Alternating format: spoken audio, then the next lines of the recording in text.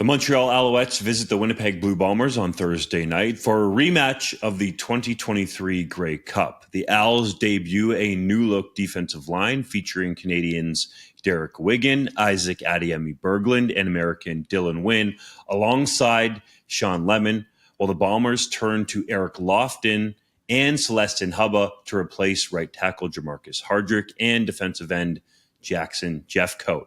The Peg are currently favored by 6.5 points. I think this line, Hodge, is right around that Grey Cup line. I believe it was 6.5 or 7. But is that too many points once again for the Bombers to try and cover? It's not. And the reason for that is quite simple, that this game is taking place in the Peg. According to Wikipedia, by the way, last year's line for the Grey Cup was 7.5. So this is just shy of that. Winnipeg, dating back to 2019, is 31-3 at home, which is maybe the best 4-year stretch in CFL history for a home team. I should ask Steve Daniel for confirmation. If it's not the best, it is certainly right up there. This Winnipeg team, there's no denying, has lost talent. As discussed on the show last week, I don't have this team winning 14 games again. I've got them winning 12. That being said, I think that this is a motivated group. I think this is a group that will come out angry, that will come out firing after losing a game that, by all accounts, they thought they were going to win in last year's Grey Cup. No disrespect to the Alouettes. I think they've done a very nice job of keeping together their Grey Cup roster. But with Winnipeg's defensive line locked and loaded, they've got a ton of new talent there. They're dressing a ton of defensive linemen for this game. I think they're going to be able to get after Cody Fajardo. And offensively, Brady Oliveira, who was quote-unquote hurt for all of training camp, has made a miraculous recovery and appears 100% ready to roll for game one. So to me, I don't think this game will be particularly close.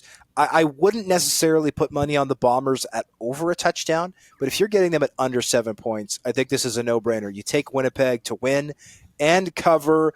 The Bombers absolutely killed the Tiger Cats in their home opener last season. I think that this could be a repeat performance for Winnipeg.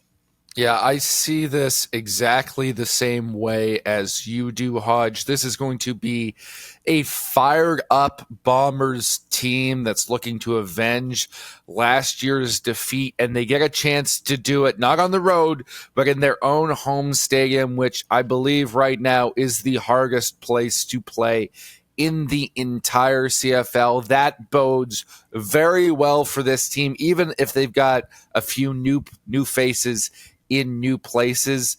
I also think we're just overvaluing the Montreal Alouettes a little bit right now because they're coming off that fantastic finish to last season and that Grey Cup victory.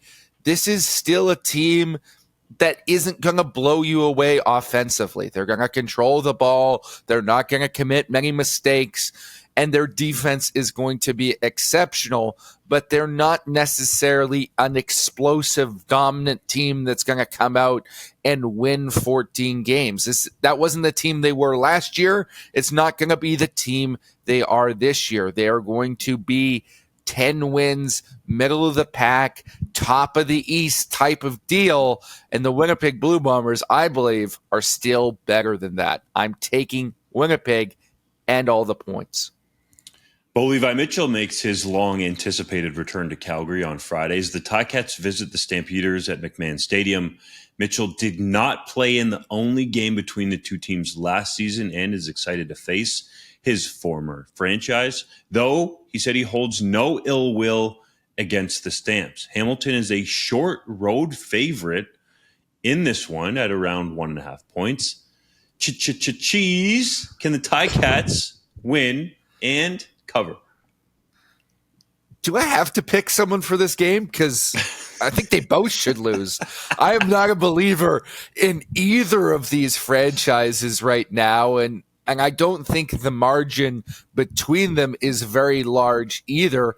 Frankly, I think they're going to be battling for the bottom playoff spot in their divisions if they're in playoff contention at all. And I don't believe in Bo Levi Mitchell having an Anthony Calvillo-like resurgence like Scott Milanovic thinks. But for this one game, I do believe that Bo Levi Mitchell can find a little motivation, and that's going to be just enough in his return to Calgary to cover this short spread. I do believe the Ticats can win on the road. I am going to be taking the home side here. I've got the Calgary Stampeders, and the reason for that is if there's one thing the Stampeders did really well in 2022 that they need to get back to after a disappointing 2023, it's running the damn ball, right? BJ Emmons had a very good preseason.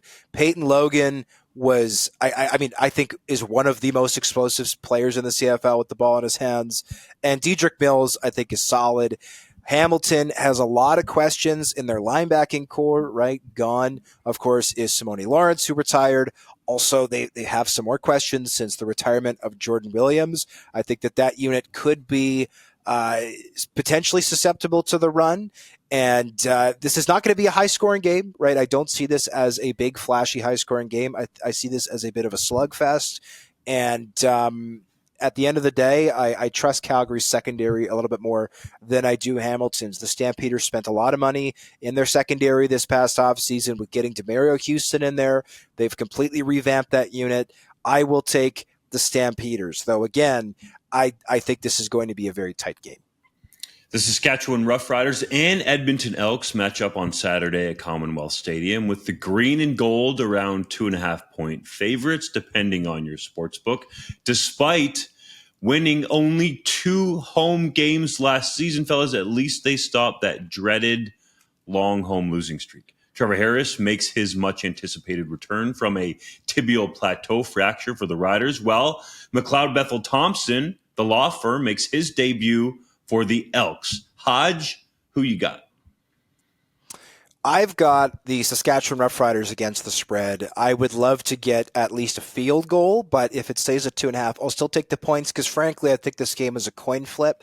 I do think that McLeod Bethel Thompson will get Edmonton out of the basement in the West Division. I've got the Elks at 7 wins this season. I do think they could win more than that. One thing I will say, though, is I do think that the Riders are overvalued right now, which is why I'm taking Edmonton straight up. Even if they just sneak this win by a rouge, by a safety, whatever. I have seen, and I was taken aback, frankly, in our predictions article that we did for all of our contributors at 3 Down Nation. Please look that up on the site. People talking about Corey Mace completely turning the Riders around. I just want to give a sobering reminder that Corey Mace has coached 0 games in the CFL as a head coach, and also remind people that Craig Dickinson led Saskatchewan to a 3-1 start last year and a 4-1 start in 2022. Now, do I think the Riders are better than last year? Absolutely. Do I think Corey Mace is going to be a good head coach? Absolutely. But I need to see it to believe it.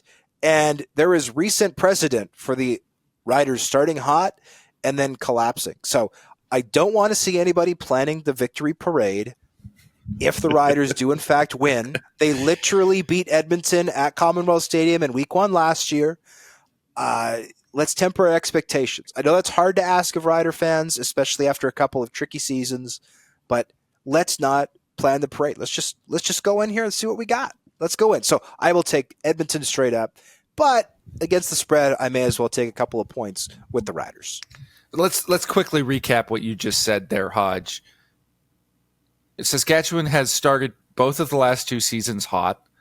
They beat Edmonton on the road last year in the season opener. Oh, and they're better than they were last year. This isn't a coin flip. If it is, the coin's weighted. Come on. The Saskatchewan Roughriders are going to go into Commonwealth and win this game. I love that the Elks have McLeod Bethel Thompson. Sure, they'll be better on offense as long as he can stay upright. But that defense is a bunch of nobodies right now. I don't trust them at all, and I certainly like the additions that the Saskatchewan Roughriders have made. I think AJ Ouellette is going to absolutely ram it down their throats in this game. Trevor Harris may not take a hit the entire evening. I'm taking the Riders no matter what the line is. JC coming strong. So you're saying take the Riders alternate spread, get some of that cash money value, baby. While you're fired up, JC, just for the record, it's Ouellette, not Ouellette. Potato. Hey, we know what you're saying. He's mispronouncing his own last name, historically speaking. But you're allowed to pronounce your last name however you want, and it's Ouellette. The BC Lions visit the Toronto Argonauts on Sunday, where the Leos are 5.5-point road favorites, potentially due to the fact Chad Kelly has been suspended for at least the first half of the season, pending a potential appeal. Vernon Adams Jr. was 3 Down Nation's consensus MOP pick this year. I can't understand it, but I guess it is. And aims to get off to a hot start despite not having Keon Hatcher in the lineup due to an Achilles injury. Cameron Dukes gets the start for the Double Blue. JC, can the Boatmen overcome a wide spread? Look, I can't in good conscience pick the Toronto Argonauts for this game simply because Cameron Dukes is at quarterback. I think this is an incredibly talented Toronto team right now, but that is a huge question mark going up against a pretty good BC Lions squad in a game that matters. It's not a game where you've already secured your playoff spot like he played in a lot last year. I do not yet trust Cameron Dukes. I hope he proves me wrong, but I do think the Argos can cover here because I have a lot of questions about the BC Lions that need to be answered. That receiving core is going to look different with Travis Fulham and Aiden Eberhardt starting in there. We don't know what those guys will look like. They drew rave reviews from the coaching staff in training camp, but we need to see them on the field. And we also don't know about that secondary where there's going to be 2 new rookie starters as well. I think the Argos, with all the talent they have around Dukes, can threaten the cover, but I'm still taking the Lions straight up because Vernon Adams Jr. is a legit elite quarterback, and you always take the better quarterback in these matchups. I think that the Toronto Argonauts are going to be better than a lot of people suspect, and that is because they have the best offensive line in the CFL. I also think with the addition of Jake Serezna, they quite possibly have the best defensive line in the CFL. And if games are won in the trenches, then I think they're going to win a lot of games based on that alone. That being said, I think I would be a hypocrite if I chose Vernon Adams Jr. to be the MOP of the CFL, the BC Lions to win the Grey Cup, both of which I've done this season, by the way, and not pick them to win and cover in week Hodge, 1. what are you smoking out in Winnipeg? I'm smoking a lot less than they do out in Vancouver. But I think that the Lions can go into BMO, which, by the way, after all the fans showed up and then left horribly disappointed in the East Final, I don't think is going to be packed. I don't think will be a raucous atmosphere. I think that the Lions can go in there and win by a touchdown. At some point, we're going to see Cameron Dukes make a mistake. This is a guy who has started 2 CFL games in his career. Yes, I think that Ryan Dinwiddie's system is great, and I think it's quarterback friendly. Yes, this team has a lot of talent still, but I think that the Lions are going to win this one. Again, I still think the Argos are a playoff team. I think they'll win more games than a lot of people expect. But this is a really tough matchup to start the season. The Lions are on a mission. I have them winning this game and covering. Not blowing the Argos out. I'm not saying this is going to be a 25-point victory, but I think they can cover 5.5 points. Hodge, man, you are eating a bunch Yes, of I am, points always. in week 1. I know you like eating, He's a hungry there's man. some big spreads that you have no problem giving in week 1. And I'll just say for the record, I believe there is value on the Argos plus the points on the spread and also the money line as underdogs. You noted it, Hodge. I thought you were going to pick the Argos in this game. They have the best offensive line in the league. I don't think that's up for a debate. Arguably, there's the potential there for them to have the best defensive line in the league. So I think the Argonauts are being undervalued in this spot, I would think long and hard about taking them on the money line.